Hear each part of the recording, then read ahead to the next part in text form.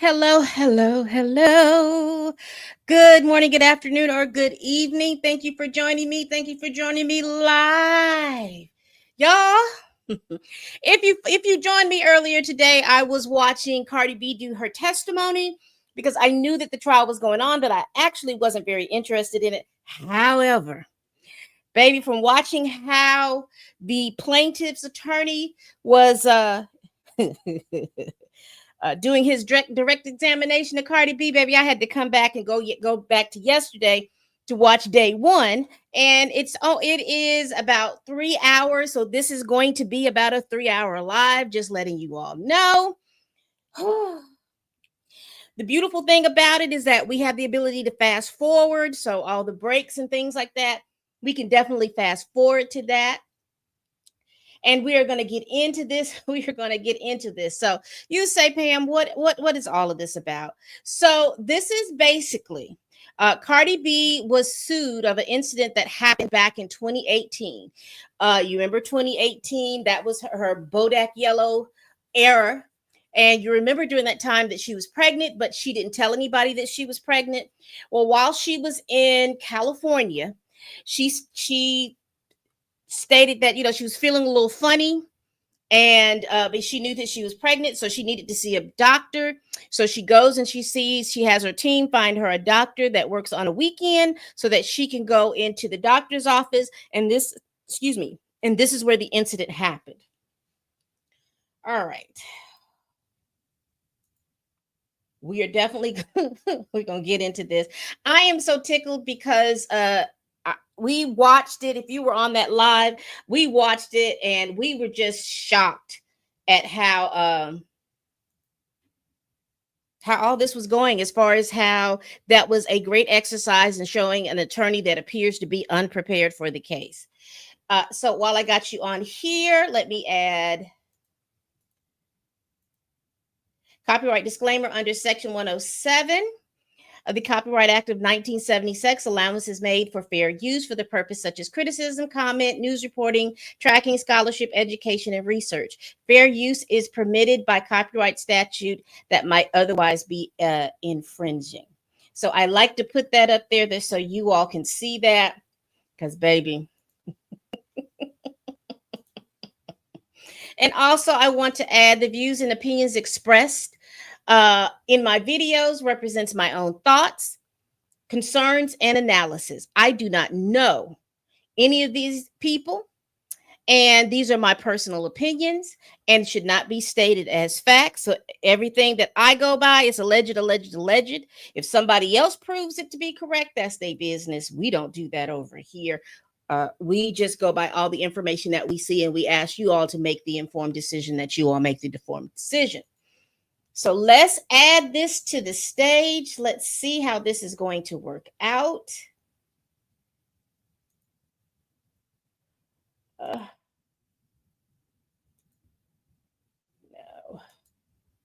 You know, I set these, maybe it's this one. Yeah, that's the one. I set my presets and then they start looking alike and I just can't hardly see what I'm doing something. All right, let's add this to the stage. Where are we? And we'll make that bigger. So this is from, it was streamed live on August 25th, which was yesterday. So it is about 3 hours and a minute long. But again, there's going to be breaks. So I'm looking at probably 2 hours or so. So let's get into it. Let's get into it. Let's press play because we know what we're getting into.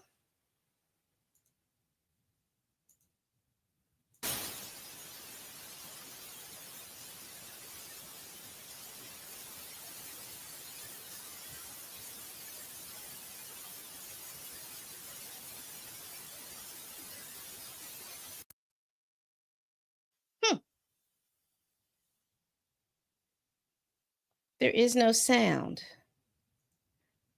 Let me see if someone says anything about that.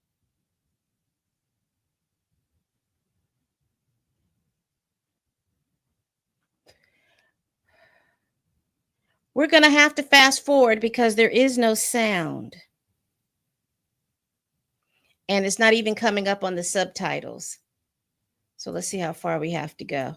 So there we go. We saved some time because love and hip hop New York, and from there, all of a sudden got all these followers, and that ended up with her becoming a Grammy award-winning, critically acclaimed recording artist. Now, second, the evidence will show that in late February 2018, Cardi was about 4 months pregnant with her first son, the first child, excuse me. It was early in her pregnancy. She came out to Los Angeles for work, basically, related to the NBA event. And she asked a friend, she asked someone to recommend a gynecologist. She wanted to just check. And so she made an appointment, or an appointment was made for her, to see a gynecologist at a medical building in Beverly Hills. They took special steps to make sure this was private. The appointment was on a Saturday afternoon. The doctor, the gynecologist, had arranged for his staff to leave early. Her normal security person did not join her because what could happen? She was going into he stayed in the car. She was going into a doctor's office. So what could possibly happen? And what happened was plaintiff. The evidence will show that plaintiff saw had her phone to her ear when the elevator opened, as Cardi was trying to make her way to her doctor's office. She was a patient, and the plaintiff stated out loud, "Wow, that was Cardi B." Cardi turned around and saw the plaintiff holding up her phone, filming or photographing her. And Cardi said, "Why are you doing that? Why do you think you can photograph? Just steps away from my doctor's office." And the evidence will show that plaintiff's response was belligerent because I can. Now we'll hear evidence that plaintiff continued to follow Cardi as Cardi trying to get to her doctor's office. Evidence that plaintiff continued to yell at Cardi. That when people from the doctor's office came out and told plaintiff to stop. You're a security guard. What are you doing? That plaintiff continued, and when someone intervened and stopped between them, plaintiff started taking swings at Cardi B. As Cardi backed up, Cardi B was, facing someone with all respect, who testified and admitted she was 240, 250 pounds, wearing black military boots, hovering over Cardi, yelling, screaming at her, taking swings at her, trying to get to her beyond the person who was trying to follow things. Now, I don't take any pleasure in saying this, but there will be evidence that the plaintiff yelled, "I will fuck your shit up." That's what's interviewed and dragged plaintiff to an elevator and said, "You have to leave. You have to leave." You'll hear Cardi's testimony that she feared for her unborn baby, this was her first pregnancy, and a very large woman was advancing towards her. and she was utterly confused that a security guard would be her attacker. Importantly, plaintiff repeatedly changed her story over the last 7 years. You will hear evidence that under oath, she stated when it was called discovery, Cardi beat her about head and body.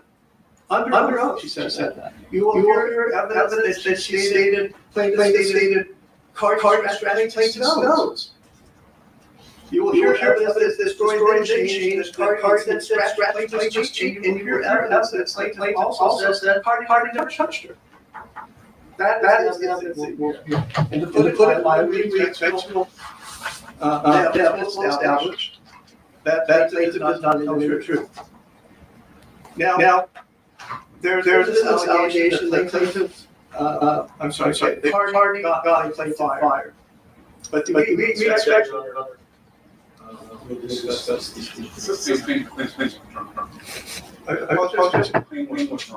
Oh.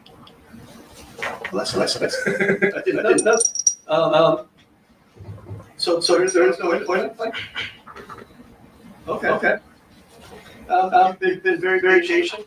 The case is smaller, but we still have a lot of evidence to put on, and I thank you for your patience, and thank you for keeping it an open mind and waiting until your first lesson. Thank you.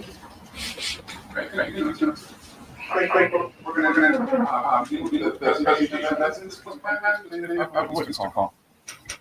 Yes, Your Honor. Sorry. Yeah, call Emani Ellis. Thank you.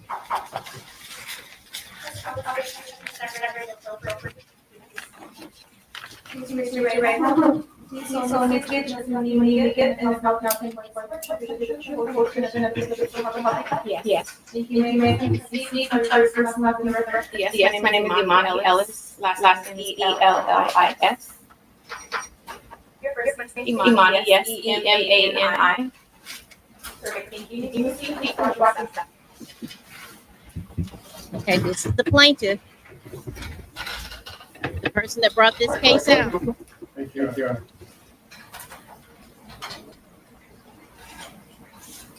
Good afternoon, Ms. Ellis.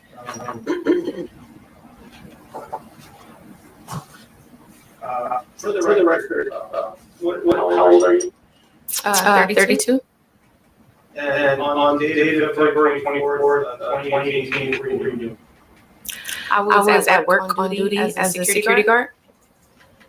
Where were you? The address of the building was 8920 Wilshire Boulevard.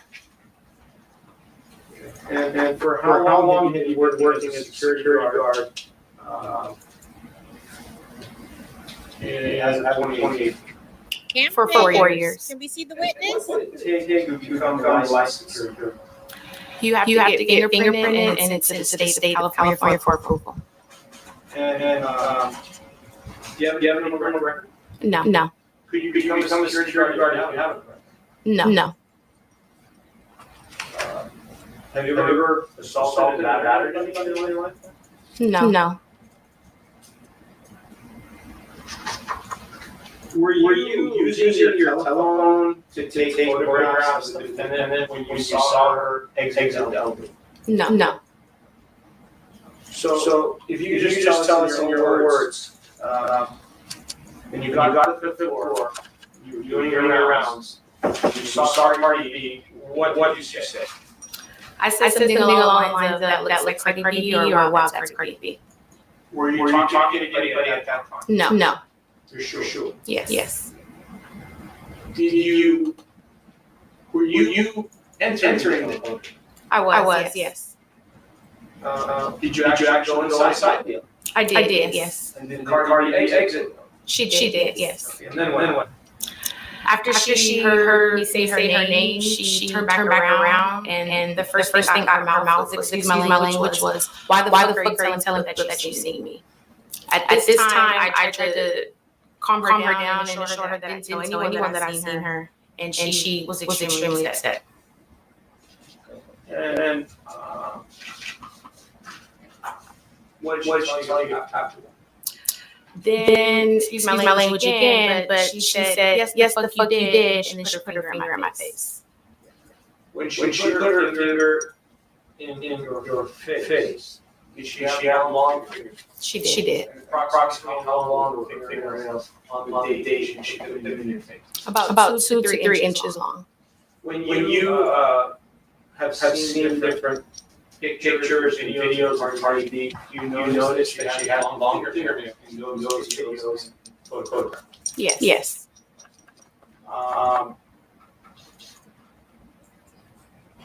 When you saw her today, you noticed that her fingernails were very short.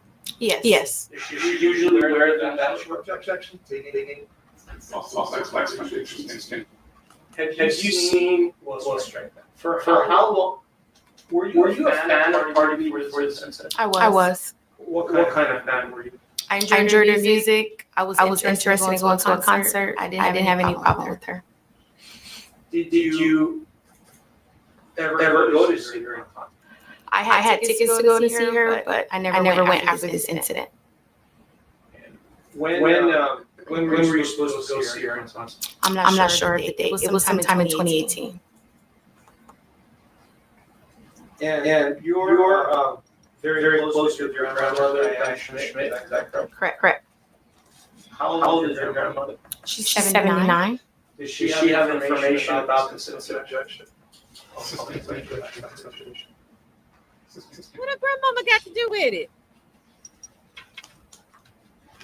Did you show your grandmother the scar on her left cheek after February 24th, 2018? Could you repeat the question, please? Did you show the cut on your left cheek after February 24th, 2018 to your grandmother, Diane Schmidt? Yes. And what year were you born? 1992. And how many brothers and sisters do you have? I'm the oldest of 5. And your grandmother has seen you regularly from birth up to the present time? Yes. And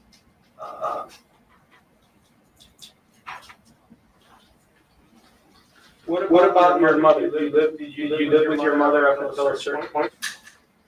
Until the age 19. Did you sustain any? Well, sorry. Let me take you a little bit back. When you were at the building and Cardi B exited the elevator on February 24th, 2018. Make sure you all are hitting that like button for me. What were the words that you used that were so hurtful?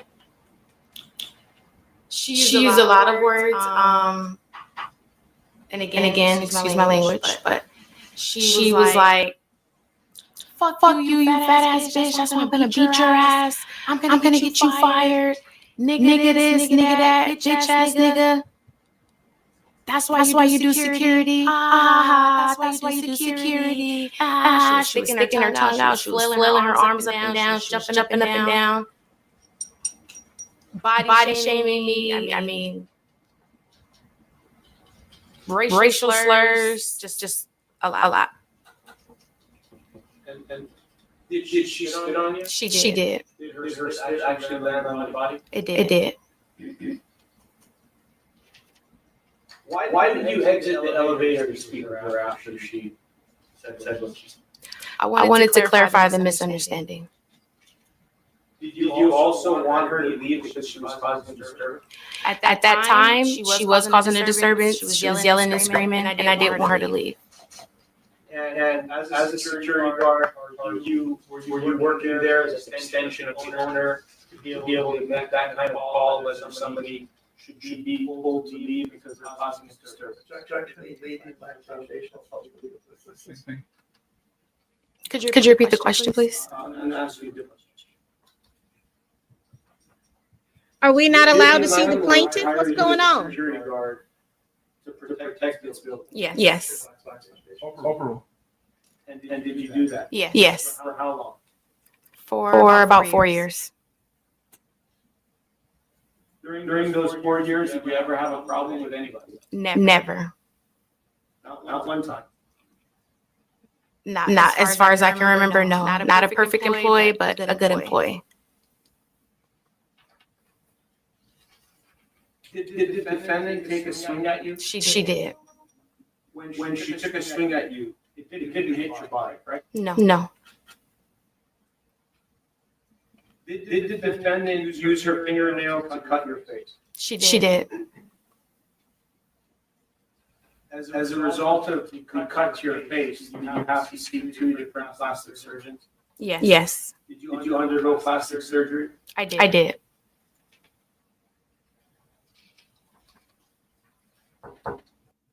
Okay, this doesn't sound like a little scuffle.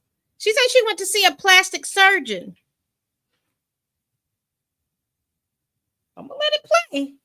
But a couple of questions. Why is it that the cameraman is not showing the plaintiff? She's put this lawsuit in, and I'm quite sure that they're going to show her, but I'm just curious as to why we're still focusing on Cardi B. Your Honor, let me show exhibit number 7. That's the photograph. Never disclosed it. 22 photograph we discussed already. I'm gonna let him show the photographs. For the record. What's that? I'm sorry, for the record. Oh. Can you just identify by number? H1?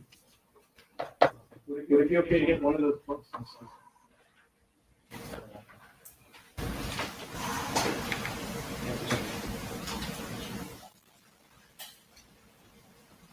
Your Honor, I would like to show exhibit 7-001. Understanding your objecting to their submission, do you want to lay foundation, or were you just going to say foundation? Well, that's right. Do you want me to lay foundation? Okay. Then why don't you show the photograph to your client first and identify what it is? Yes, sir.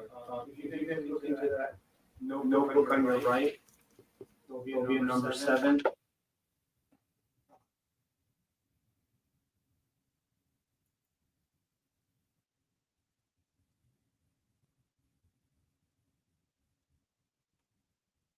And at some point recently, did you go to the building?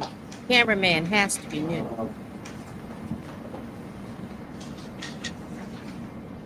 And accompany people from my office to take photographs of the incident? Yeah. And purpose of taking the photographs was to show where the incident occurred and give the jury understanding of what kind of building we're looking at, dealing with. Yeah. And you feel support as you see that? Absolutely.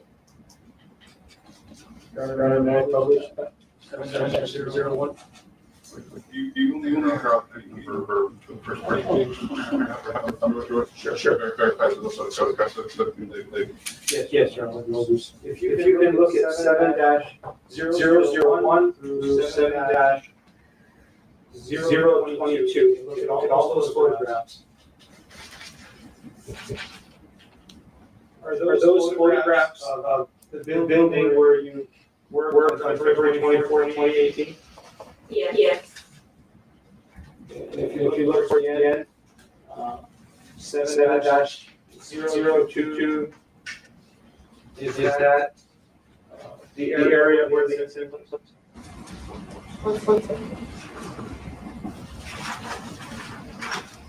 Yes.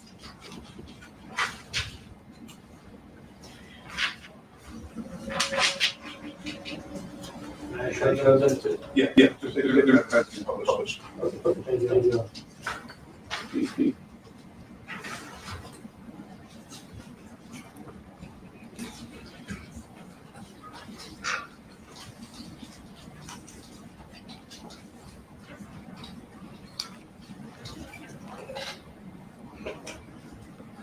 Okay, I'm just going to show exhibit 7-001.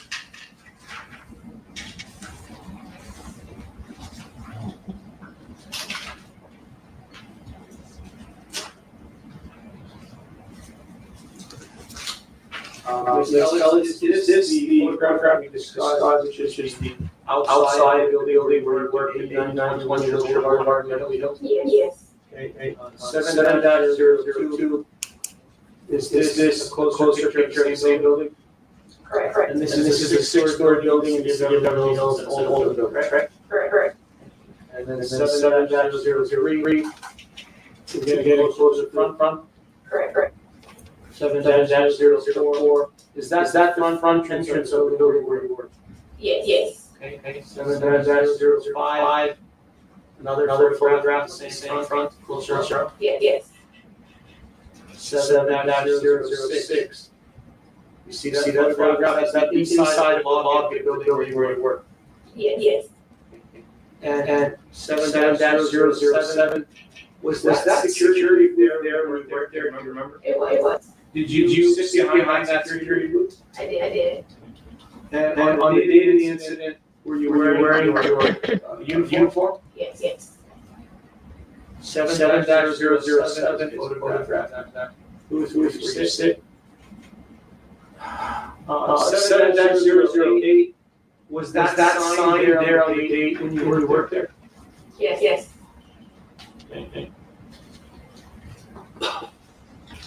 7-009, these are the elevators. Guests and visitors of the building take it upstairs, correct? Yes. And on the day of the incident, did you remember it took the elevator to get to the fifth floor, or maybe to the stairs? Remember? Not sure. All right, if I take, we're gonna skip.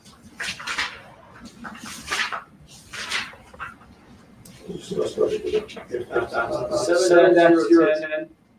Is this a photograph of the elevator which Cardi B got out of on February 2018? Yes. And that's the elevator you went, correct? Yes. It's a relatively small elevator, isn't it? Yes. And 7 dash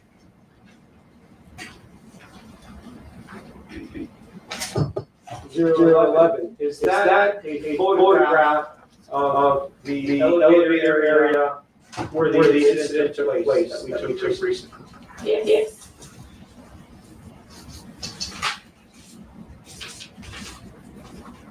Obviously, Is that correct? on the day of the incident, were there Saturday, correct? Yes. Was it this way garbage all around or not? Not at that time. 7012 and 7013 and 7014 and 7015 photographs of the hallway leading up to the building, correct? Yes. And did Miss Cardi B walk down the hallway after she spoke with you and came back, or did everything happen right at the elevator thing? She did. She came out and looked around, and then she heard what I said, she turned around to approach. So if you could go to 7-011.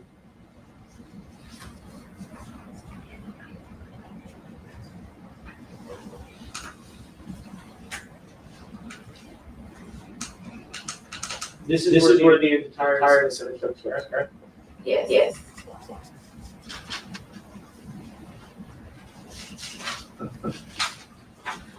And on the day of the incident,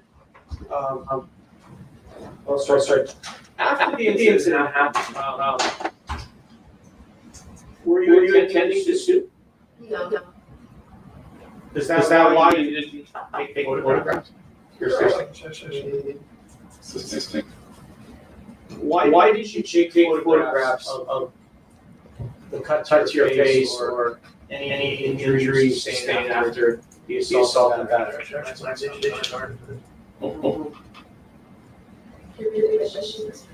Why did you not take photographs of the scar after the incident? I was sad. I had a lot going on. Not sure. And you were not intending to sue, is that correct? No. Were you intending to sue Cardi B at that moment when the incident occurred? No, I was not.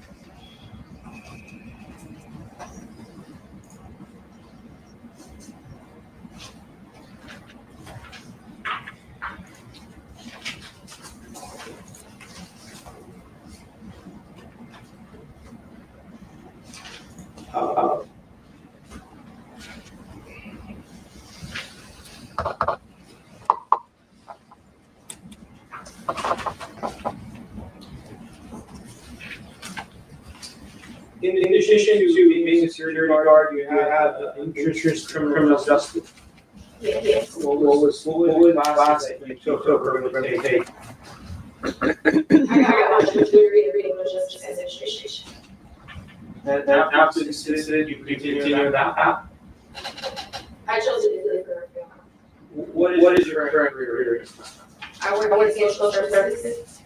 What do you do? Who do you work with? I work with low-income families to access resources. So she's a social worker.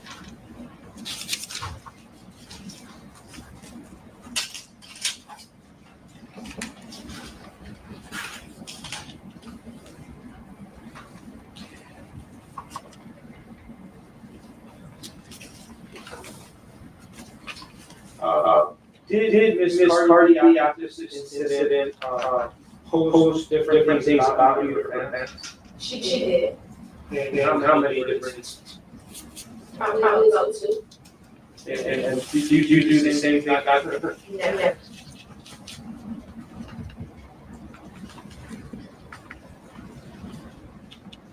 After the incident, did you seek medical treatment from a psychologist called McKenzie?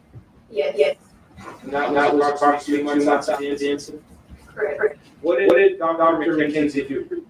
She provided therapy, counseling therapy. Was it helpful? I believe it was time. Before the incident, did you ever have any type of psychological or psychiatric medical treatment? Can I answer that? Something happened with my sister and I was given therapy that was so much fun. And how long was that for the incident? Over 10 years ago for the incident. So approximately what year was that? I'm not sure. And was there a gap in the completion of?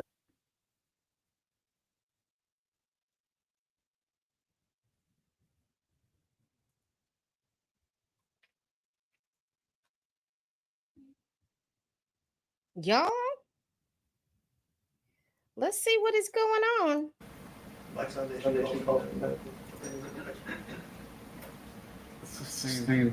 Please disregard the prior answer.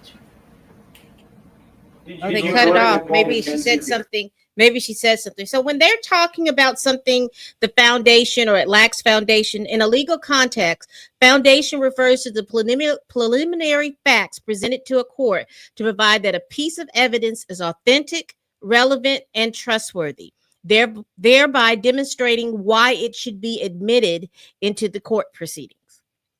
And so when they say, a lawyer lays the foundation, the lawyer is asking asking certain questions so that this information can be deemed trustworthy, authentic, and relevant, because relevance is always the key.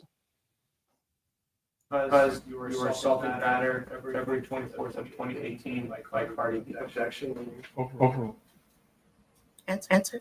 Yes. Did you go there for any other reason? No. And around that time, did you also seek medical treatment from Dr. John Scher? I did. And he's a cosmetic plastic surgeon? Yes. He was, yes. Is it your understanding that he died in 2021? Yes. And when you saw him, did he advise you that you needed to wait at least 1 year to determine if the scar, if the cut became a scar? Objection, hearsay, and the. Why don't you rephrase the question? Did doctor share ask you to return approximately 1 year after he saw you for the first time? Okay. He did. Why did he ask you to wait?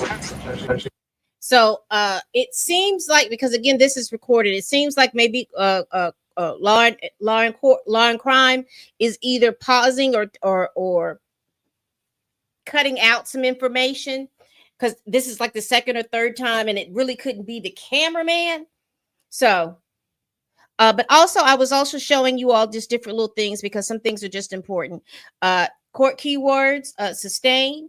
That means the court agrees with the objection, and the witness is instructed not to answer whatever question that was leading up to this, to the opposing counsel to say and sustain. And overruled, that means that the court rejects the objection and that the witness is instructed to answer. So when you're in court, is very, you hear objection and the judge says sustained.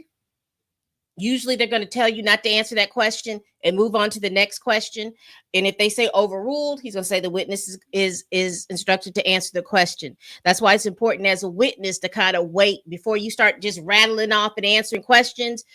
Look at the judge, get your signal from the judge whether or not that you should answer that question or not. And it's okay to do that, because a lot of times if you get to rambling it off and that court reporter puts that information in on that thing, it's still in there. So it's very important if you're going and you're being a witness, if you're going to testify in court for whatever reason, listen out for those two words, sustained and overruled. And if you hear any of those two words, you wait, look at the judge, so the judge can give you instructions on whether or not to answer that question.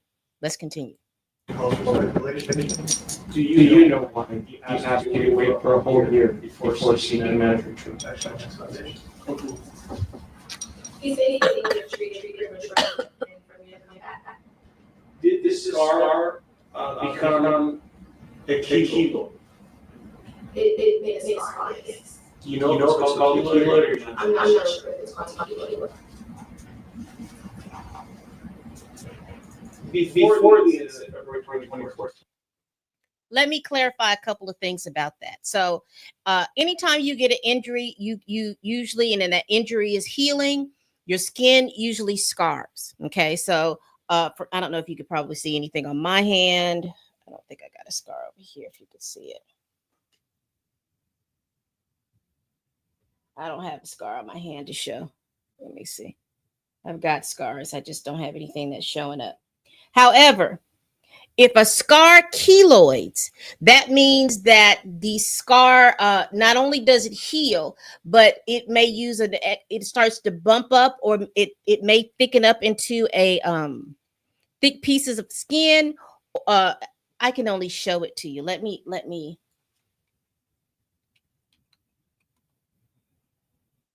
It raises. It's a raised thick scar. Usually and it says here it's caused by excessive collagen production. So there's a difference between, I don't know if you can see the scar in my eyebrow, but it doesn't matter. But it's a difference in having a scar and then for a scar to keloid. Usually you'll see keloids on someone's ear where they've gotten a piercing and then it just kind of bubbles up in the back. But anyway, there's a difference. All I'm saying is a scar and a keloid is a scar, but it's a raised and thick scar. And sometimes it continues to grow and get thicker. And I'm looking at her face and I can't tell where her scar would have been. And they haven't shown any pictures to that. Did you have any scars to your left cheek? Left cheek. Did you have any scars anywhere? Never. At some point, let's straight. You remember the pandemic in April of 2020? I do. You remember that there was a period of time where elective medical treatment was not allowed? Yeah. What about the cost of treatment? Could you afford to pay $15,000 for plastic surgery? No. Did Dr. Mulligan agree to treat you on a daily basis? He did. And when you got medical treatment on a daily basis, you understand that regardless of the outcome of the case, you still owe Dr. Mulligan the fees for the treatment that it is, as you understand. Yes. Did you also see a pain management doctor for one visit? This is an example of keloids. See how, particularly on the ear, how it's raised skin? Did you also treat with different psychologists, including Alex Vila, other psychologists, on October 8th, 2022 to July 2nd, 2023? Objections, violation of order, and motion.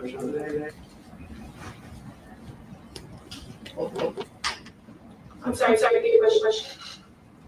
Did you seek treatment from psychologists, including Alex Vila and other psychologists from October 8th, 2022 to July 2nd, 2023? Correct, yes. And for that psychological treatment, did Dr. Vila's office agree to treat you on a daily basis? They did, yes. For Nicole Mackenzie, do you, would the medical bills total $5,007 for medical treatment that you received related to this incident? Objection.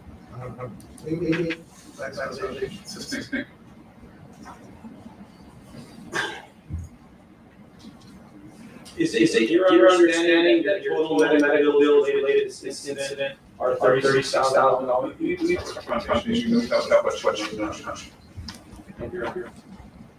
Did you receive medical bills at your home from these different medical providers? I'm sure.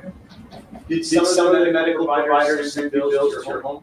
I'm sure, yes. Did some of the medical providers that I mentioned advise you of the amounts that they were charging you for their treatment? Yes.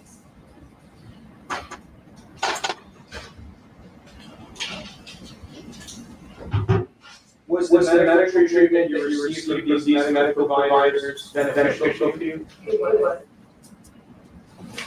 Do you still suffer from psychological issues related to this incident?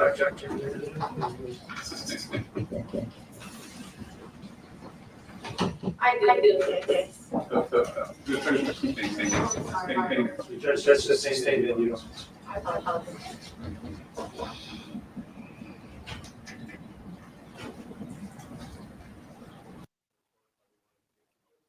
Give me one moment, y'all.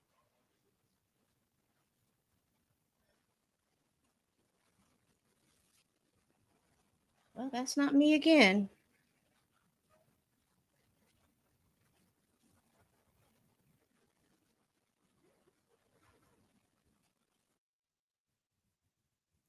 Do you have all their documents yet? At 8:45, we had a meeting. And we previously produced the documents and produced them as trial exhibits by service at 11:47 on Friday, which he disputes happened, I have that service. Oh, And if I remember my comment on other things. sure. I just want to clear that, on Wednesday, I was with my son's in college, I got a message from that the court wanted to change the documents. He not respond, he said he detailed about letter, do not respond. He already filed these documents to the court on Tuesday, when he's leaving his voice saying, the court is still going to have to change the documents submitted. The documents are filed, we're not allowed. He's leaving his voice saying, after the documents about, he already filed documents. Yeah, when you know.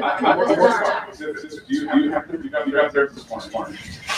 We got, yes, we got their exhibit this morning. Art.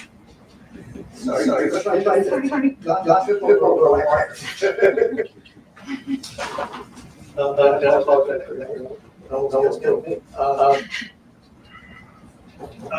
think what I was saying is wrap, but one of the things they were right. We initially for the final status conference filed what we have and explained it council, the court, and cooperate.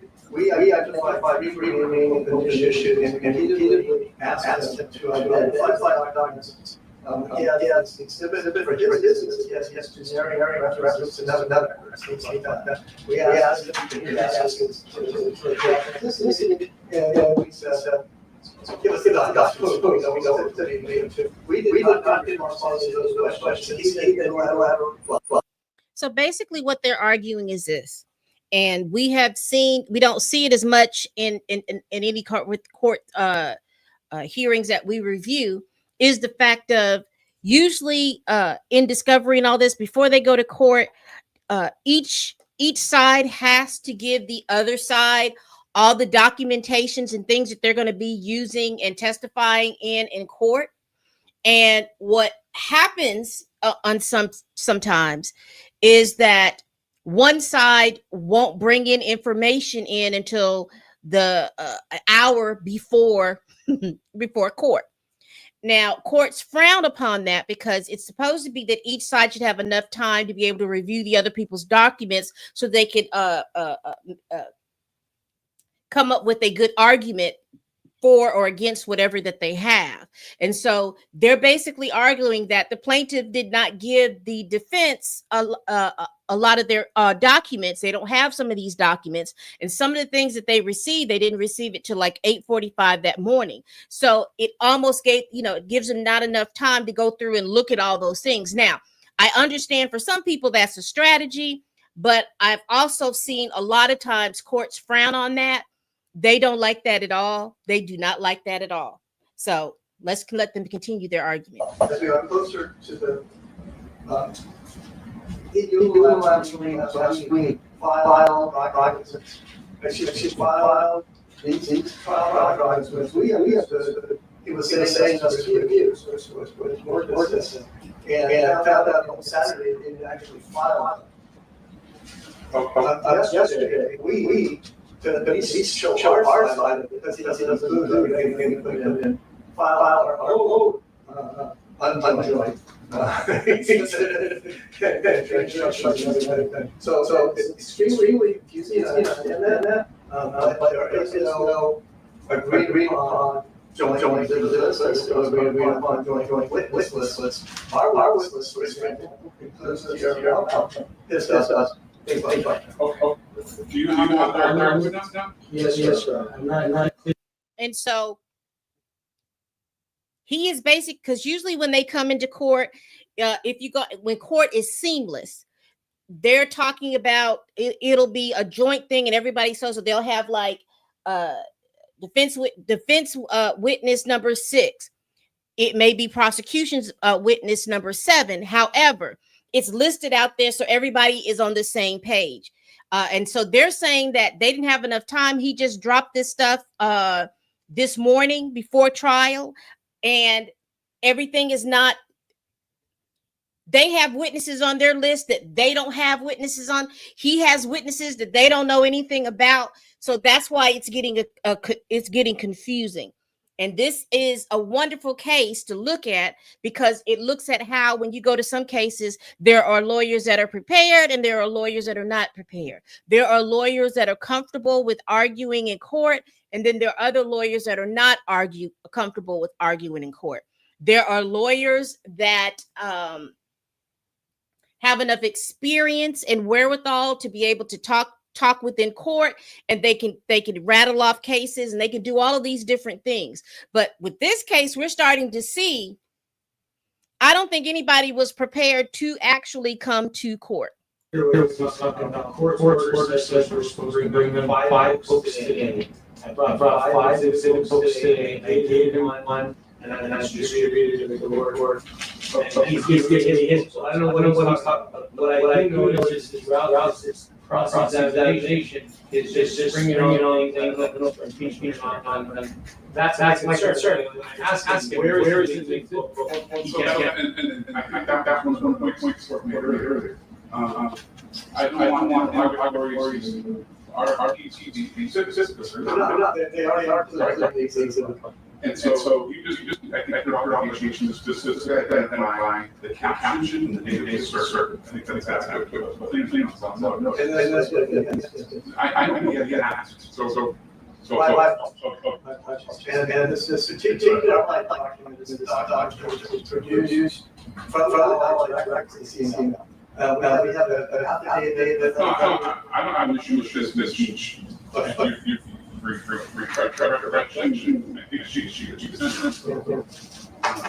And I showed those asking what the scope was, but I'll be specific without. So I need you all to work together a little bit. Should might be Judge and I are on the same team. I don't know why y'all can't just get that little exhibit stuff together. We did file before the and he did.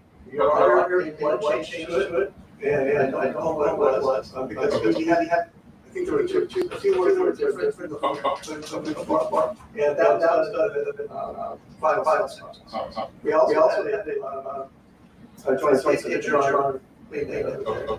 So in your three issues, explain myself, but to treat it like a doctor. She did treat the doctor, if I was without doctor witness, that's disrespectful. Well, the evidence is that if you're talking about he was not a country physician. That's what it was. Well, that's trying to run around the exclusive. All right. Anything further? Yes. In my mind, that's all of these things I disagree with. Get into details. All I say is doctor is really treat my mind, sign the word. That's why I asked that. If I because I know you've got a lot of cases. Dr. Bill was never identified as an expert. He tried to replace we gone this.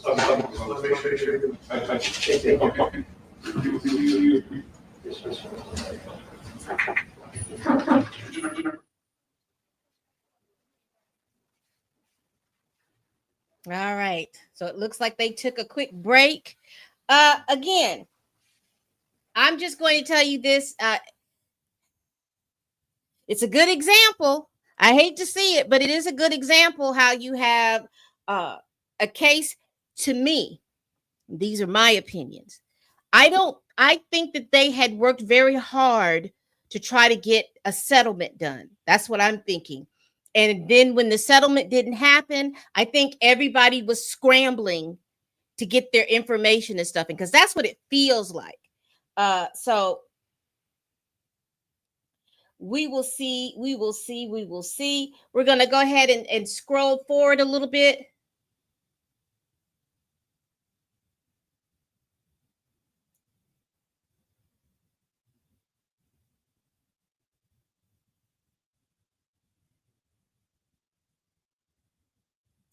Here we go.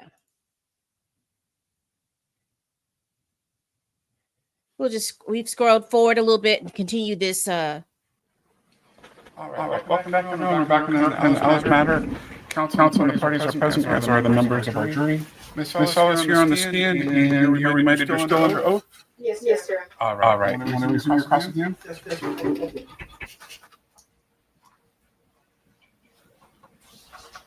This is Cardi B's attorney. Let's back up just a little.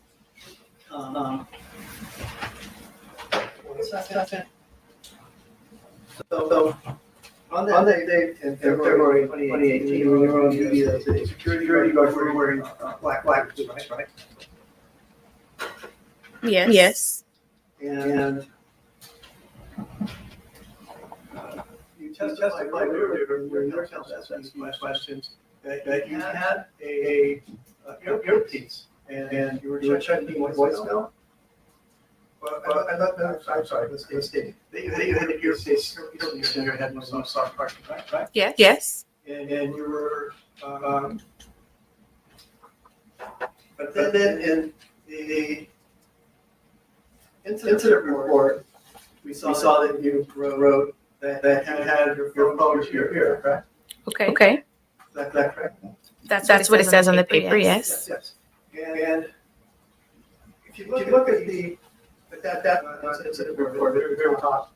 It says from Emani Ellis, excuse me, Emani Ellis at gmail.com. That's your personal email, okay, right? Yes.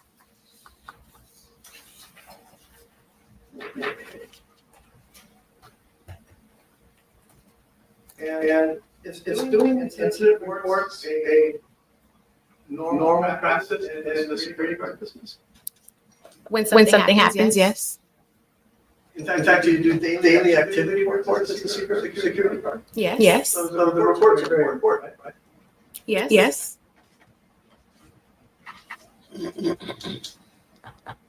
And in the incident report, when you were reporting back to your supervisor, you said that you were checking his voicemail, right? That's what the email says. The email refers to your name, right? Reporting on the incident that you have sent suit over. Okay. Is that correct? Yes. Now, let me also tell y'all something too. When you're in court, now the judge is not clocking it because she's speaking in a certain tone. But what I want to add here is that is the difference between aggression in men and aggression in women. See, aggression in men, they would be hollering and screaming and being having all these antics. I need for you all to pay attention about the aggression in women. Her aggression is she's getting smart with you. Now, you may not clock it right now, but that's what's happening. She's getting smart. If that's what it says on the paper, if that's what it said, those are little issues of aggression within women. It's passive aggression. One of the things that you could definitely tell this, because again, in working with a certain population of people, and I won't go into all of that, this is how we would clock and try to let, when I would do training, this is how you would clock that a woman is being aggressive. It is because how she says certain things, not necessarily what she said, because what she's saying is nothing wrong if that's what's on the paper, but it's how she's saying it. This is passive aggressive behavior. I'm just mentioning that. I don't know this girl from a can of paint, but I am trying to get you all to understand the difference between what's aggressive from a woman versus what's aggressive from a man. Now, because now some judges would clock it and they would tell her, I'm going to ask you to answer yes or no for yes or no questions. If we could turn the blue book to Pilot Position 200.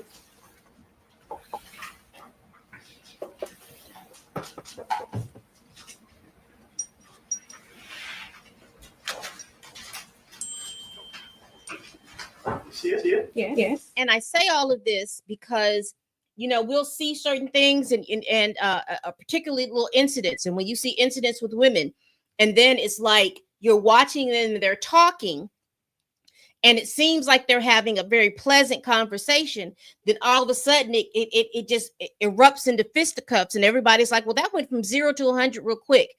When you hear women, you need to pay attention to what they're saying and also how they're saying it and the mannerisms. And it doesn't, and this has nothing to do with anything about race or ethnicity.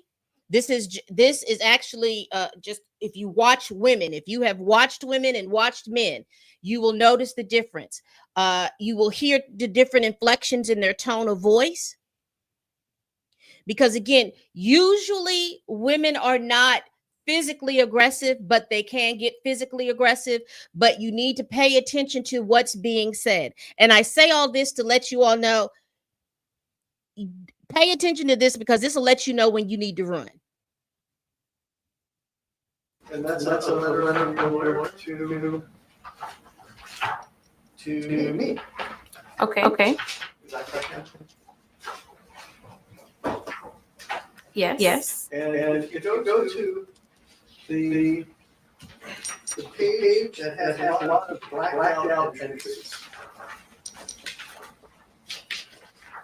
Is it correct that is a portion of your T-Mobile invoice, including for February 24, 2018? Yes. And you said at 1:30, you received a call, and that lasted, what, 22 minutes? Objection, Your Honor. The document not safe for here.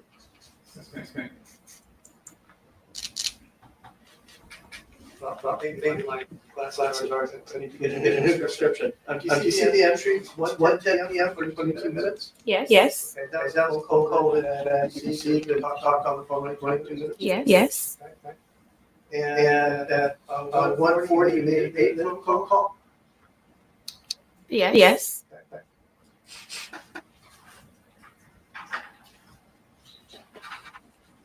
And whose phone number is that?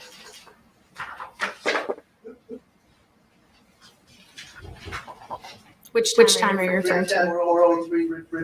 3656. I'm sorry, say that again. Yes, absolutely.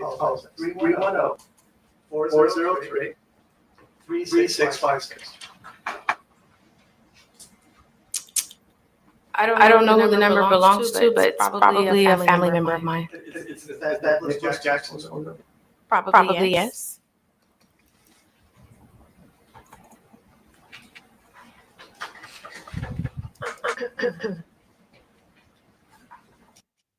Also, when you're testifying, one of the things that I would advise you is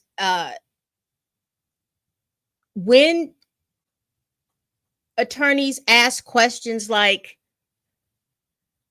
compound questions, and they want you to give them like a yes or no question, but the question that they ask really needs more clarity, have them to reinstate it. Say, I don't understand the question. Could you ask that question again? I was trying to think off the top of my head.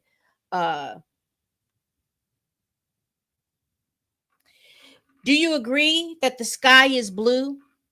And therefore, when the sky is blue, it doesn't rain. It also rains. Well, you know that in the sky, when you look up at the sky, when it's raining, usually you'll see clouds, not just a blue sky. So you'd have to ask them to ask them to ask that question again. It sounds like you're asking me two questions in one. Could you please separate the questions? Can you please ask those questions? And I say that to tell you is that you can do that on the stand.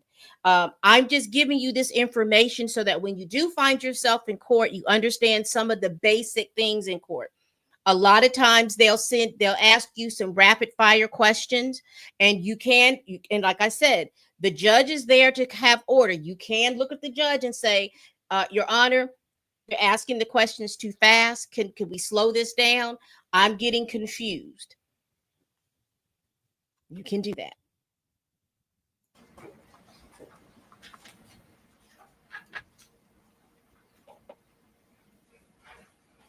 Back.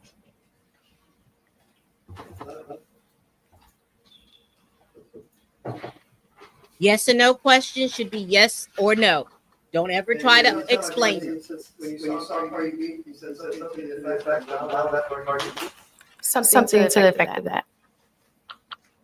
And at that point, as a security guard, you knew it would have been improper for you as a security guard to tell people that Cardi was a patient at a medical facility, right? I didn't tell anyone that I saw her. Could you please answer the question? No, I did it. Why? Okay.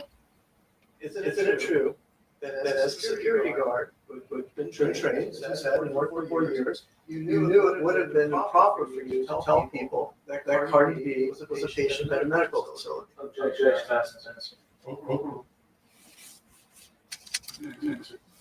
It would be improper, but I did not tell anyone I saw her. Would strike everything that you're improper?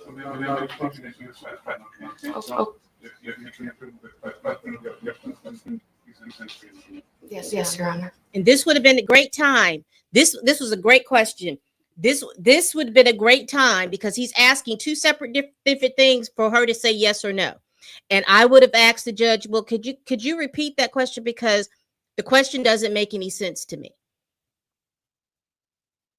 Because that keeps you from answering yes, because he had two questions in there, a front end question and a back end question. Isn't it proper for you to be doing something like that? She says that she knows she didn't do that. He just wants her to say yes to the front part of the question. You need to get him to clarify to re-ask the question because you do not understand. And if he asks you the question the same way, continue to say, Your Honor, I do not understand the question. Yes. And if the judge says, well, we want you to answer the yes or no questions, he says yes, but the question that he's asking is not an entirely a yes or no question. And you can use the word, this is a compound question. And the judge will know exactly what you're talking about, and he will ask the attorney to ask it in a different way. And you understood when you saw Cardi B that she thought that you were using her phone to tell people that she was at a medical facility, right? Yes.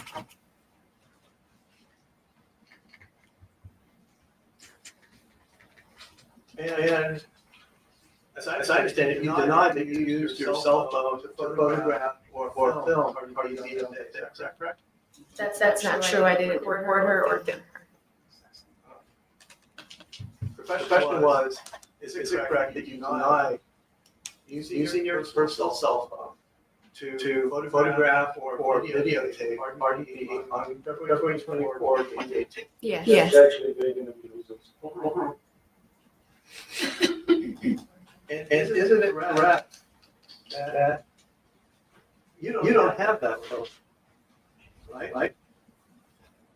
You no longer have that phone. You disposed of it.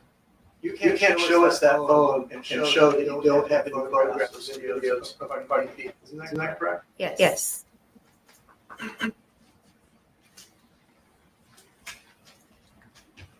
And rather than simply leaving, you stepped out of the elevator and told Cardi B to repeat what she said. Say it again. Isn't that what you did? No. If you look at the incident report,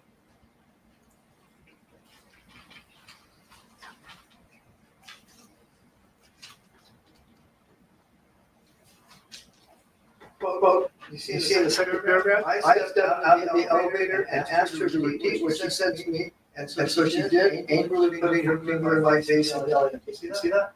I stepped out of the elevator to clarify. And you told her to say that again, right? I don't remember saying say that again.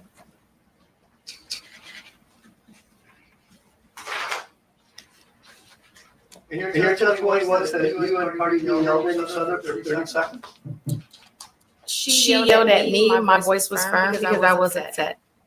Are you denying that you testified at your deposition and stated to Dr. Kent that you were yelling or cursing Cardi B? I'm not denying it. I just wanted to clarify. And as you were yelling at Cardi B and people stepped out of the doctor's office, one of them stepped in between you to separate you two. Isn't that correct? Yes, because she was in my face. And people came out of the woman's care doctor's office? Employees came out from the fifth floor. I would assume they were from women's care. And the woman who stepped in between came out of that office? I believe it was her, yes. And you testified in your deposition that Cardi B spit at you after the other people came out of the doctor's office. Isn't that correct? She did. Strike was non-responsive. Why don't you clarify the question? You testified at your deposition under oath. You said at that point that Cardi B spit at you after the other people came to intervene in the argument. Isn't that correct? Yes. And yet in the report, you state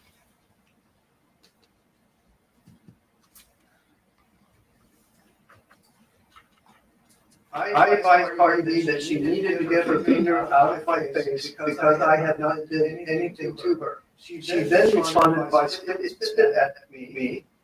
That's how it's spelled. And as a result, I became angry and yelled out to her to leave me alone and go on about her business. A few moments later, I remember a few people coming out and trying to separate us. That's what you said in your email, correct? Correct.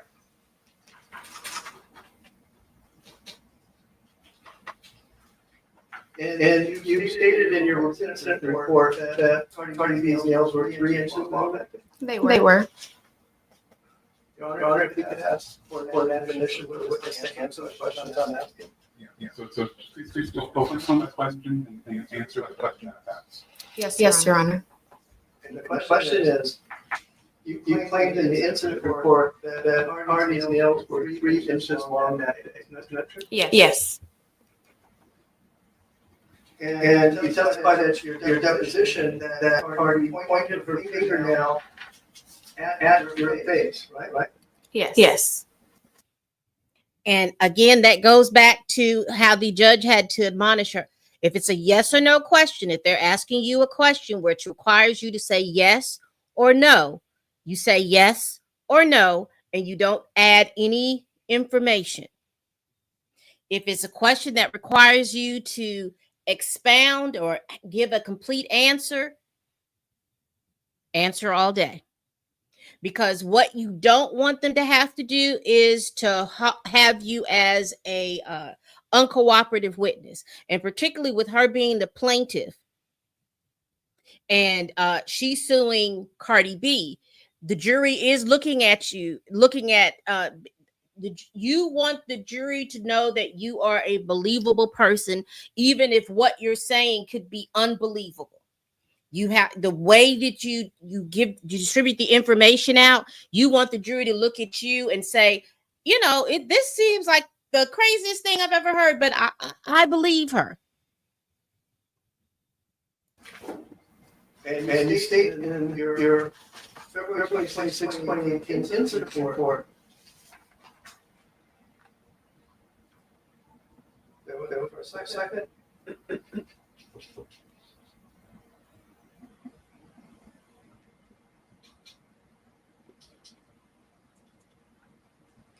I'm sorry, I have a marked copy of this one.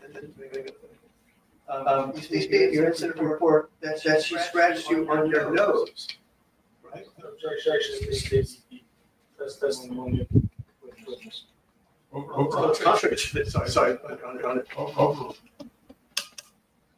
You testified in this trial, that Cardi B cut your cheek. Yes, you stated in your email to your supervisor on February 26, 2018, that Cardi B cut you on the nose. Isn't that true?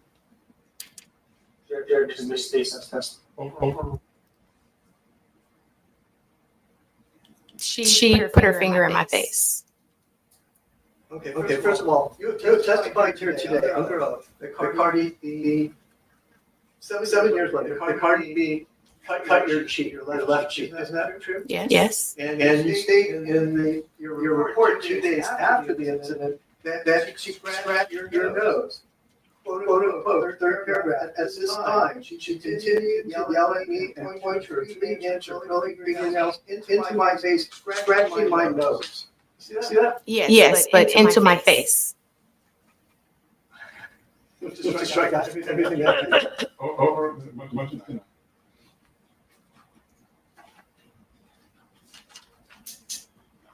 And you were clear at your deposition that you had changed the story to Cardi supposedly cutting your cheek, not her nose, right? No. You specifically testified to it, didn't you? I'm not sure I know what you're asking. At your deposition, you specifically testified that you were not scratched on your nose that day, you were scratched on your cheek. She touched my nose, but she scratched my cheek. Okay, but in the incident report, you state scratching my nose, right? You have to answer audibly. Yes, I'm sorry. And in fact, you demonstrated at the deposition how Cardi B supposedly was nose to nose with you, but jabbed your cheek. Is that true? Yes. And if we could show that. This is a video of the deposition where plaintiff demonstrates how she was supposedly scratched on the cheek. That's the deposition video. We may have to come back to that. Just you have to identify by page and line. Well, we'll have to come back to that because I don't have that. I have the deposition video. Actually,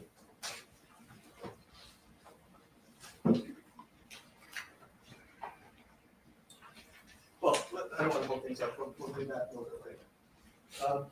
And you admitted at your deposition that there was no scar on your nose, right? I'm not sure. Well, we can play that back for you if you like. But did you testify at your deposition that there is no scar on your nose? I'm not sure. We're working on that. And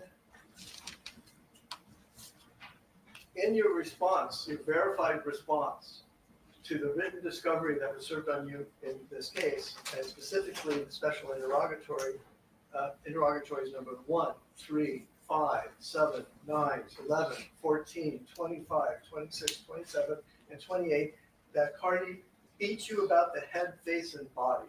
Isn't that what you did? I'm objecting because I don't have the number of special rod. He's talking about the set and the date. I haven't used it yet. But he's asking her about, I want to know what he's talking about. Why don't you break it down? I'm sorry, Ron? Why don't you break it down to the specifics? Sure. Well, in light of counsel's objection, I can show the witness. It might be faster if you just read the interrogatory and the response.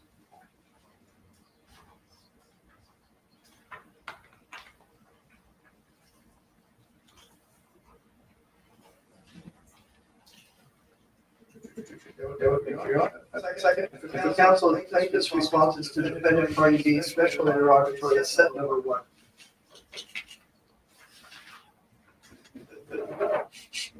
Is that the 2022? Yes, sir. August 9, 22?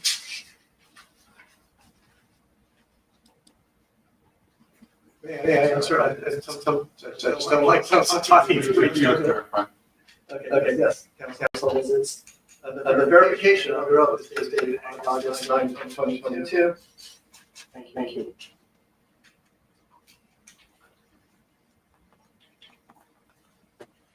And if I can direct you to interrogatory number 1 at page 4. Excuse me. And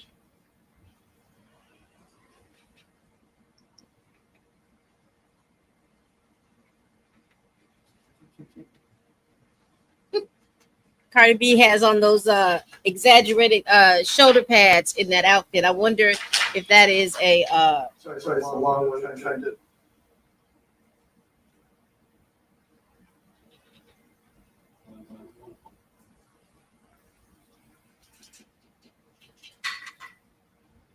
I mean, I don't want to hold this on the end. I got just somewhere along bolded thing of page and a half. There's a reference to what I'm looking for.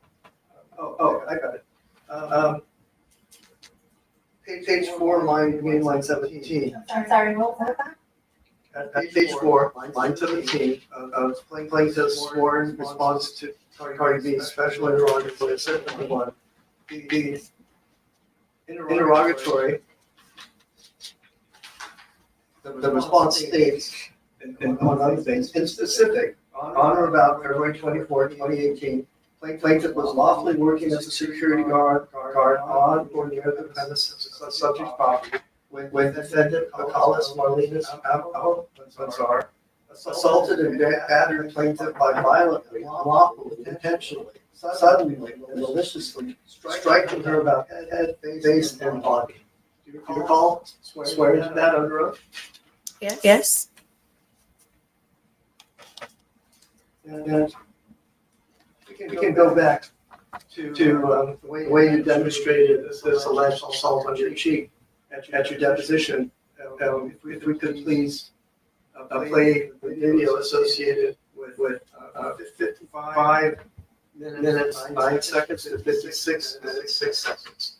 Is there a question and answers? Oh, those are pages and lines, I'm sorry. Page 55, line 9 to page 56, line 6. This is why it's also important to speak up so that the court reporter can hear you. Cardi put a finger in your face, where in your face was it? She got me on my nose and on my cheek. She wears her nails very long, very down, very sharp. So yes. And you said it made contact with your nose? Yes, and my face. And so it, two times she touched you? Yes, she was like this. When you say like this, she put her finger Yes, so like pointing her finger at my face, yes. and it touched your nose? Yes. Where on your nose? Whatever our nose and nail. I remember it was on the bottom, middle, top. I'm not sure. And which cheek did she touch? My left cheek.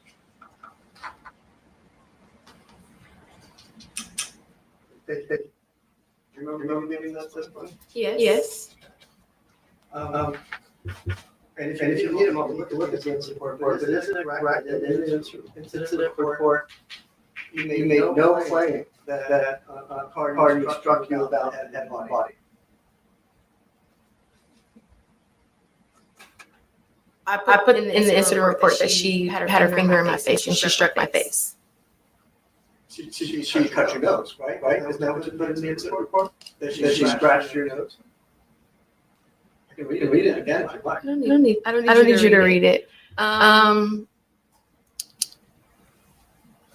not sure. Is there anywhere in this incident report that you did you prepared and sent to your supervisor 2 days after this alleged incident that you said that Cardi struck your body?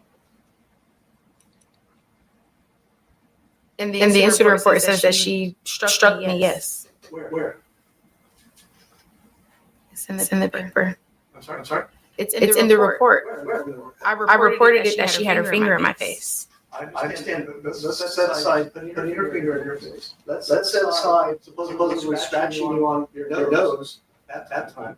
That was what you say. Is there anywhere in the report that says that Cardi on that day struck your body? I'm not sure. Can you take a moment and go through it?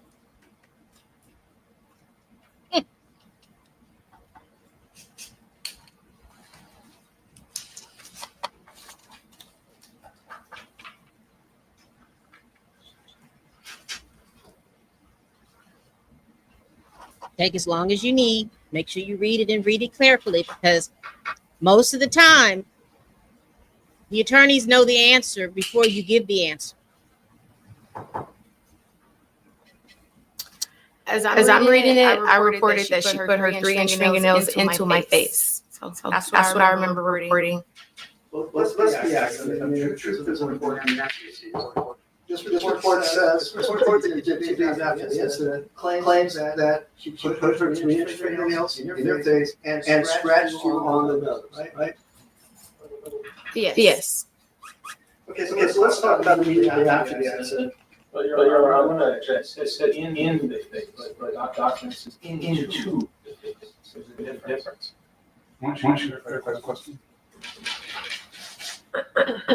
In the incident report, the only scratch that you report is the scratch of your nose that you supposedly suffered that day, correct? I'm not sure. You need another moment to look at this? I reported that she touched my face with her finger, sir. Yeah, my question is, in your incident report, you told your supervisor 2 days afterwards that you suffered a scratch on your nose and no other scratches were mentioned, correct? Okay. What's his opinion? You agree? No. I don't agree with what you're saying, but I'm saying okay for the purposes of your question. Yeah, I'm not quite sure. That's so let's move on. After the incident, you don't even know if there was any blood, right? It broke the skin. Please, madam, this answer the question I'm asking. You testified at your deposition that you did not know if the alleged scratch was on your cheek, even blood. Isn't that true? Correct.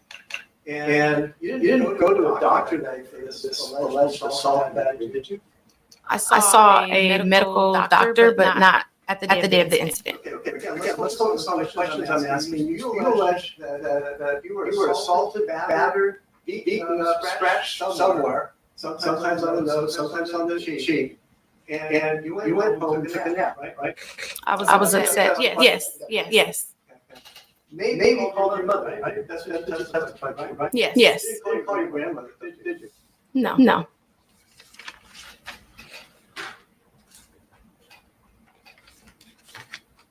You never put a Band-Aid on the alleged strike, did you? Objection calls for speculation. No.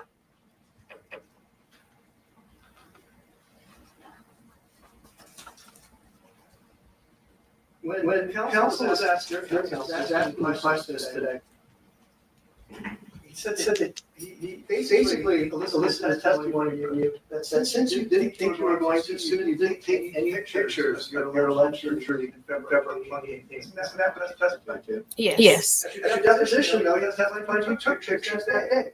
And you can't find them. This disappeared somehow. You remember that? I'm not sure. Okay, so I would like to have our technician, well, first of all, sorry, page 69, line 18 to 20. Any objection? Yes, I was asked that we. Okay, now this is interesting. You're in a kerfuffle with Cardi B. And at that point in time, she's pretty famous. You get into an altercation with her and you hadn't taken any pictures or anything? Now, I find that to be odd. That's odd to me. Because you let me and Cardi B be in a situation and she stick her fingers in my face and she cuts my hand. She scratches my face. I'm falling out. Oh, Lord. You done hit me. I'm taking all kinds of pictures. Interesting.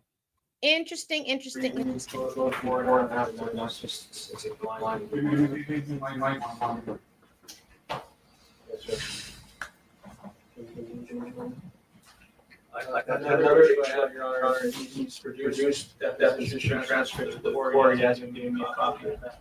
Uh-oh, here we go again. He's presenting evidence that they don't have a copy of it.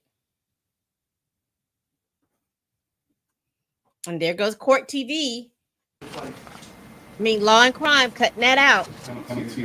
Go ahead.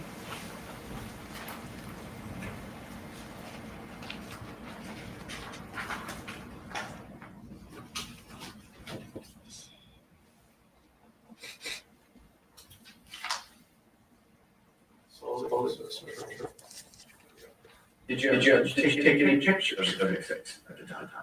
I did take pictures. Okay. There's several other examples where you testified to pictures, but somehow you just don't know where they are. You took pictures of the cuts that he supposedly suffered after this, during this alleged assault. And you took pictures way back in 2018, but somehow can't find it. Is that what you testified to? Yes.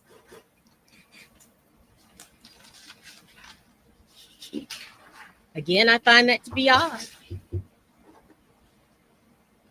And if you're just joining us, this is testimony from yesterday. This is day one testimony. You decided you didn't want to be a security guard. Isn't that true? Yes. In fact, you were fired. Objection, Your Honor, we discussed that separately.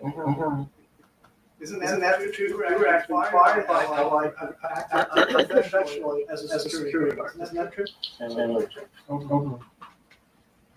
Yes.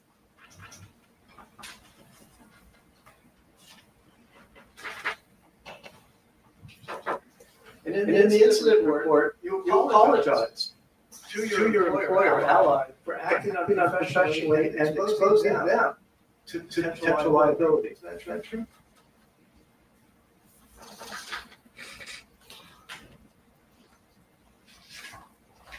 You wanted your job back, girl. Don't do that.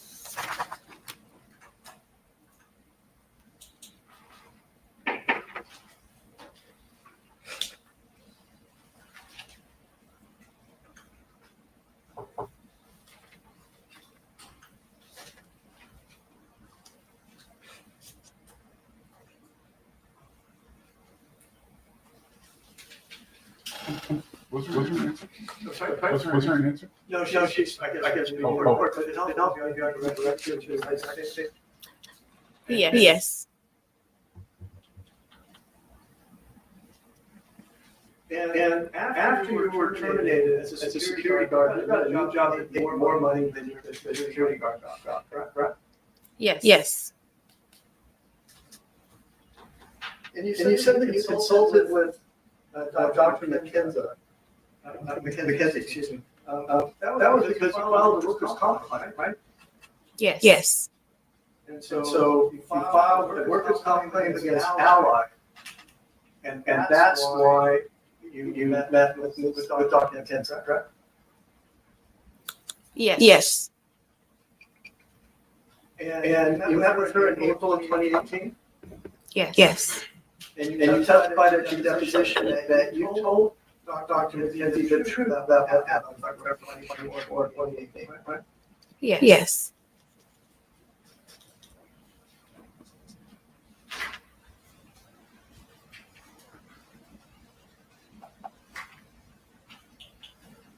Okay.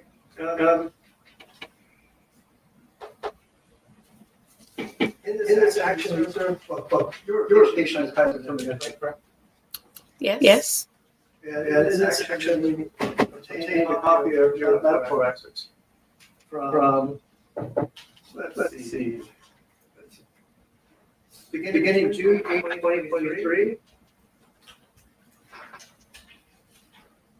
Go for a second. Actually, it goes back, I think, further, but have you seen those records? I'm not sure. Isn't it? Well, I hate to ask this question, but they did diagnose you as having severe CC, right? Yes. Yes. And they did conclude that you had full capacity and no history of patient status change. Isn't that correct? Yes. Yes. The only thing that you complained of, January 25, 2021, December 27, 2021, were belly pain and low back pain, right? Actually calls for expert. Over. Correct? Yes. Yes. And you hurt your finger at one point, right? I'm not sure. So basically, he is saying, "Girl, the problem with you is you fat." That's what he's basically trying to say. Well, I'm sure you this was going on. You had various things, tailbone pain, right hamstring pain, but you had no report, no reference in 161 pages of medical records to a scratch on your face. Isn't that correct? Yes. And there's no reference in 161 pages of medical records to anxiety, post-traumatic stress syndrome, blows to your head or face, correct? Yes. That only came up when you filed this lawsuit, right? I'm not sure I know what you're asking. Also, you were in a car accident in 2021, isn't that true? Yes. And hit your head. Yes. You were in a car accident again in November of 2023 on Pico Boulevard, right? I'm not sure if it was on Pico, but it was in that area. Yes. Right. You sued over that, right? Yes. Okay. Your Honor, if I could just consult with my colleague, I think I may be close to done.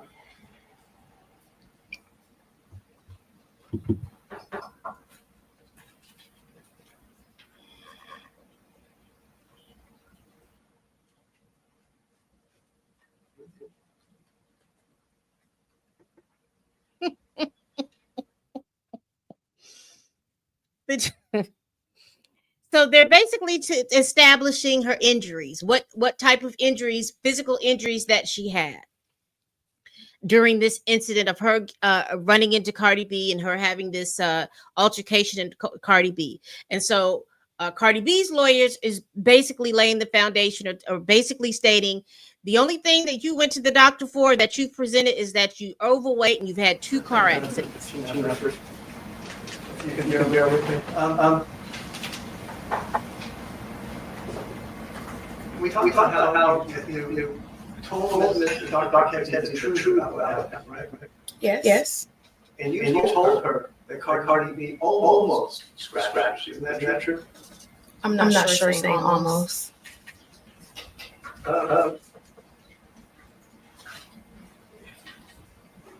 You know the person at Women's Health Care who intervened when you were basically assaulting Cardi B, don't you?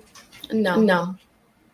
Well, isn't it true that 3 weeks after that event, you called up Tierra Malcolm, the receptionist, put her body between yours and Cardi B and took your blows? You called her up trying to get her to help in this case. Is that true? I'm not sure. Interesting.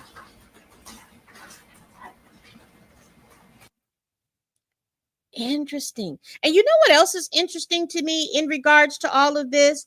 And maybe it was because Cardi B didn't want anybody to know that she was pregnant at the time. But why was there no police incident? Now, I'm sorry, Cardi B, but if somebody was coming at me, they was swinging and hitting at me, I may have called the police. But again, this whole case seems strange, and it seems even stranger that it wasn't settled back in the day, because here we are in 2025, almost 10 years since the incident. Now, I do understand that we had the pandemic and all these other things that have come in between that. But again, interesting. So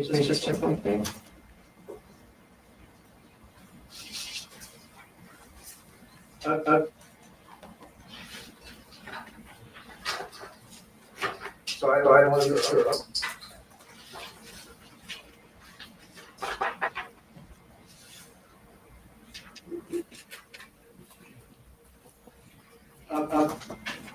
I'm just double checking. I also wanted to just reiterate that in your deposition, you testified under oath that Cardi spit on you after Ms. Malcolm and others came out of the doctor's office to try and stop you from going after Cardi. Is that correct? That's gross.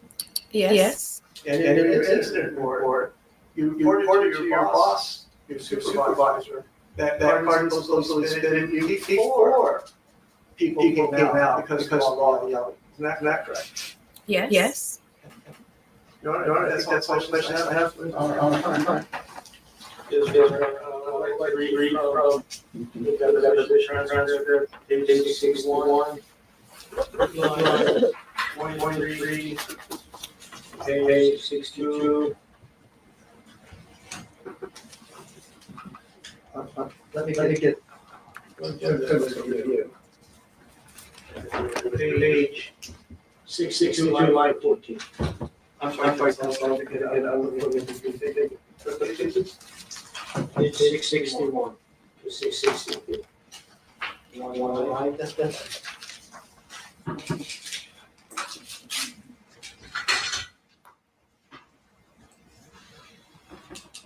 Line 23 on page 61 through line 14 on page 62.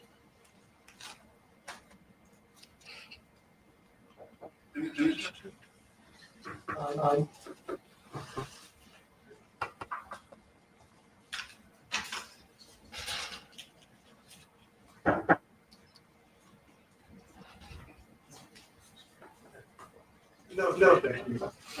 Thank you. So, question, did you fill out any written paperwork about the incident?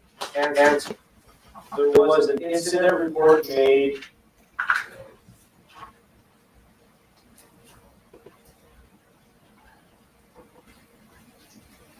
for that day, yes. Question.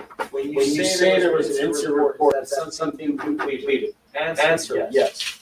Question. When did you prepare this incident? Answer, I'm not sure. Part of what Emani wanted me to do was write an incident report. Not sure how long after it was done. Question. Okay, when you say an incident report, is that something where you send an email or is it a pre-printed form and complete? And so normally it's a pre-printed form. It didn't have those forms of location that I was at, so she didn't ask me to type it up. You remember at the deposition, a different attorney asked you questions about this incident? Yes. Yes. And you did tell that attorney that you made an incident report, right? Yes. Yes. And that's the two-page email that counsel asked you about? Yes. Yes. And in your incident report, on paragraph 3,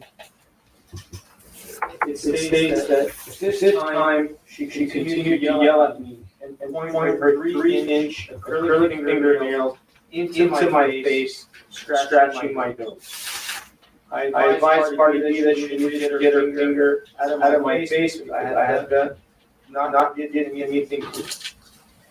So when you wrote this incident report, you estimated that fingernails were 3 inches long.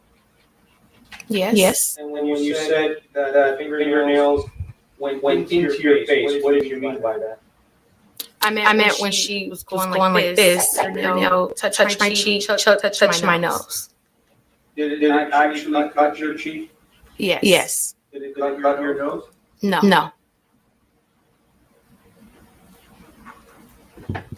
And then counsel asked you about the T-Mobile bill. You testified that this incident occurred at 1:30, correct? Approximately, yes. T-Mobile bill shows phone calls at 1:10 p.m. and 1:40 p.m., correct? Yes. Yes. You were not making any phone calls at time of this incident, correct? Objection. I can withdraw the question. Did you make any telephone calls at the time of this incident on February 24, 2018? No. No. Did you make a phone call 10 minutes after the incident on February 24, 2018? Yes. Yes. The phone number 424-219-2078. Whose phone number is that? I believe it was my mom.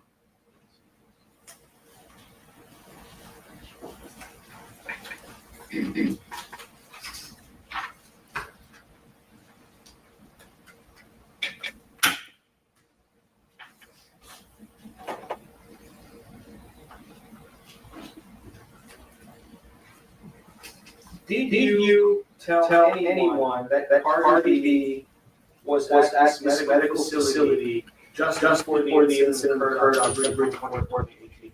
No. No. If you did do that, does that give Cardi B the right to assault and battery? Objection, Your Honor.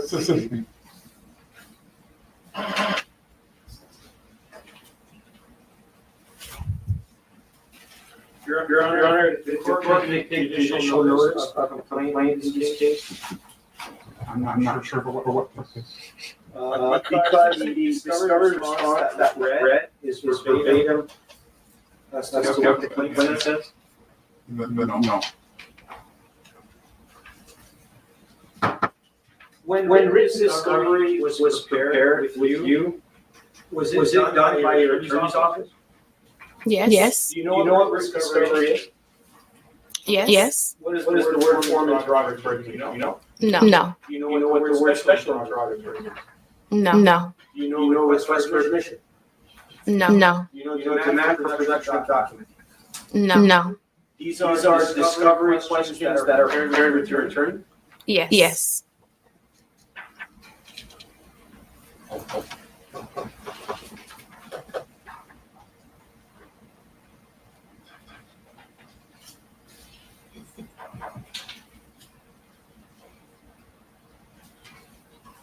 When I asked you earlier, any pictures were taken? You were truthful in your answer, correct? Yes. And when you answered me about whether pictures were taken, did you understand my question to be on the data? Sorry. It's like trying to show us same thing. Did you take pictures of your scar, your cut, anything on your body on the data? I'm not sure. Did you at some point later on take photographs? Yes.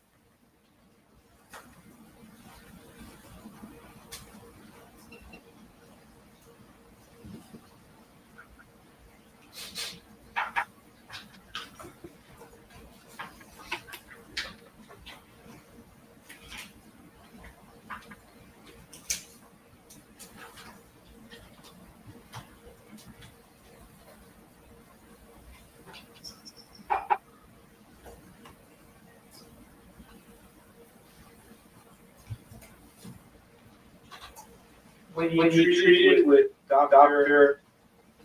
McKinsey for your claim, whether it was for work comp or not, were you in need of psychological care? Yes. And her treatment was helpful to you? Yes. Recross? Yes, sure. Please.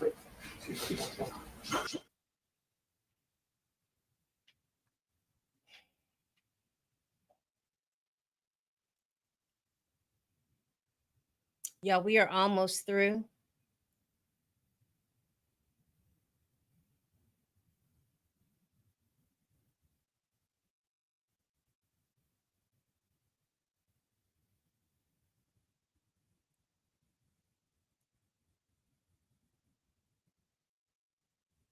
Well,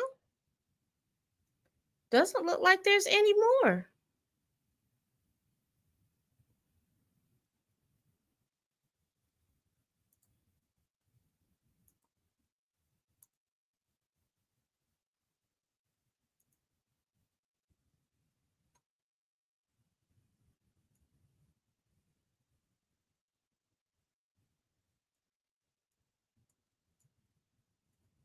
Well, that's the end of that. That doesn't look like there's anything more.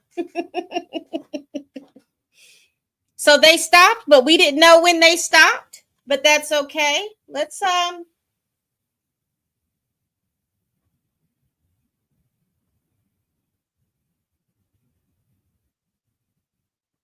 because we saw Cardi B take the stand.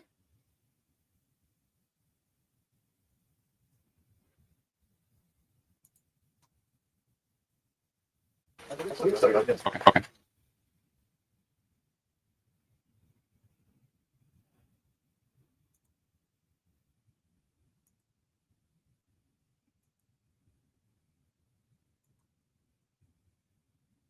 So that was day one. I'm not going to do day two added to this. I'm going to do day two in a different video. But we did watch Cardi B give her testimony. I thought it was also fair for us to hear Emani's testimony. Looks like day two, we may have someone else testifying to. I will definitely get to do that one later because we're going to be going into day three. Let me see, what time is it? No, it's too late. It's too late in the day. Because day two is literally 7 hours. What do we have? 7 hours and 30 minutes. And even if we did take off Cardi B's testimony, it's still long. Let's see where we are.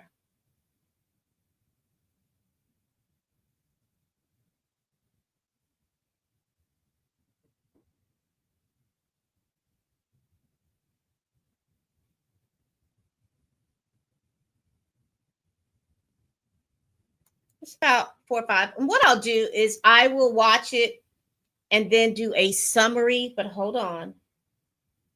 I will watch it and do a summary. just to see what that summary is. We won't go into that because, like I said, it is where I'm at. It's 10:30. That's Central Standard Time. It's 11:30 ish Eastern Standard Time. But again, thank you all so much for watching. I just wanted to go over, and I did want to kind of go over as we were watching this court hearing about ways to testify, what some of the keywords were, what to look out as far as people being passive aggressive, what to do when an attorney asks you a compound question that you do not understand. It is okay to say I don't understand. It is okay to say I don't know. It is okay to say I don't recall.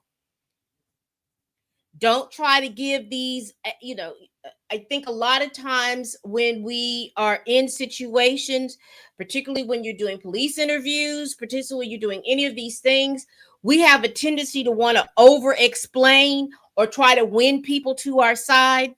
And I will tell you this, the best advice that I was given is if you have at any point or any time available to you that you can have an attorney. I know some places and some jobs have little packages or whatever that you can pay for out of your salary, $10, $15. Usually these attorneys help you with civil information like wills and things like that, probate type stuff like that. However, they can refer you to a criminal attorney or whatever it is that you need. I've used that service before. They may not themselves handle that type of stuff, but because you have done that thing, they can refer you to an attorney. It is always best, particularly if you're going in and they're asking you to come in and to make a statement or answer some questions. I say this all the time. It doesn't look as an admission of guilt or anything. Always remain silent.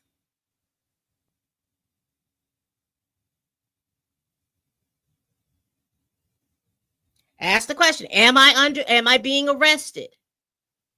And if they tell you no, we just want to ask some questions, then you say, well, you're going to have to make an appointment with my attorney. I'm going to get my attorney. You make an appointment with my attorney, and then we'll answer some questions. They'll say, oh, we just want to clear it up. No, because again, if you're somebody that you know that you can't keep your mouth closed, you know that you're trying to over-explain, or you have this indelible need for people to like you, or even if it's the opposite of what I'm saying, doesn't matter. You need an attorney. Anytime the police are involved, you need an attorney. Because what inevitably happens, because they're not there to be your friend. They're not there to help you. They are there because they have a case and they want to close it. And if they feel like you're a suspect, then you ask the question, am I being arrested? Am I a suspect? Oh, we just want to answer questions. Answer that question. If they don't, if they say they're getting ready to arrest you, keep your mouth closed. Even if they say they're not going to arrest you, keep your mouth closed. Remain silent. Don't even answer the little questions about, do you want some water? Do you want some of this? Do you want something that? Don't answer any, because anytime they ask you a question after you have said, you invoked your right, once you answer that question after that, it's null and void. So don't answer the questions. Now, once it's gotten to the point that you're going to court, y'all, please take the opportunity to understand court etiquette. I know, again, a lot of people want to be heard and you want to say it in the ways that you want to. Please take a moment to understand court etiquette, because once you're in court, it has the ability to change your finances, to change your address, or take away your freedoms. And all of these things are important. So don't go into court. Don't go into the police department willy-nilly. All right. So I'm going to look at this second day of trial again. I've shown you Cardi B's testimony. I think for me, that's the most important thing. I will do just a quick video on the overview of the other people that are testifying, and that way we'll be caught up because tomorrow will be day 3. All right, people. We do this every week. Please like, comment, and subscribe. Please share this video if you care. Y'all, what you think the outcome is this case is going to be? Because everybody just seems weird. And keep your hands to yourself. All right, people. Please tell a friend, tell a kin, tell a coworker, tell that heifer that you can't stand that I'm over here making these videos. And as always, people, bye-bye.